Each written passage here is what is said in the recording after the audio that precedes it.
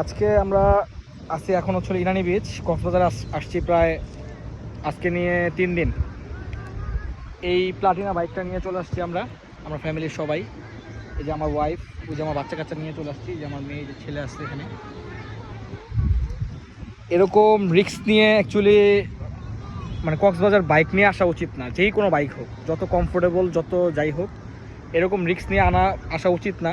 বাচ্চা কাচ্চা নিয়ে আসা উচিত না। আমি অনেক বড় একটা বোকামি করে ফেলছি, এই বাচ্চা কাচ্চা নিয়ে ওয়াইফকে নিয়ে এভাবে চলে আসছি।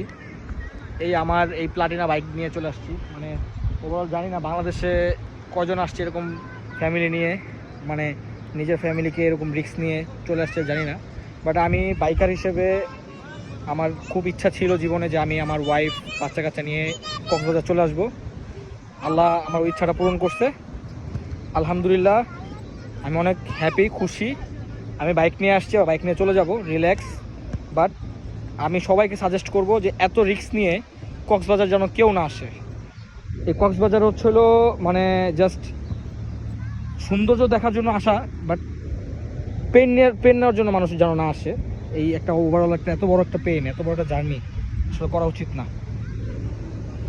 আজকে আমরা ইনানি বিচ, ইনানির দিকে আসছি, সানসেট দেখলাম, খুব ভালো লাগলো আর কি। এই বাইকটা নিয়ে আসলে কিছু বলার নাই, বাইকটা খুব ভালো পারফরমেন্স করছে আলহামদুলিল্লাহ। আল্লাহর কাছে অশেষ রহমত যে আমরা সবাই সুস্থ আছি। আপনারা সবাই দোয়া করবেন যেন আমরা সুস্থভাবে আবার যেতে পারি। বাবা, বাবা, তুমি কি চলে আসছো? এই আম্মু, তুমি কোথায় যাবা?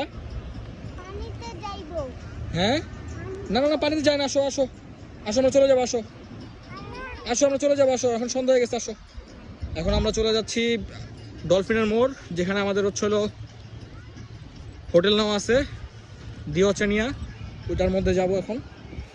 আপনারা সবাই দোয়া করবেন আমরা যেন সুস্থভাবে আবার ঢাকা ফিরতে পারি।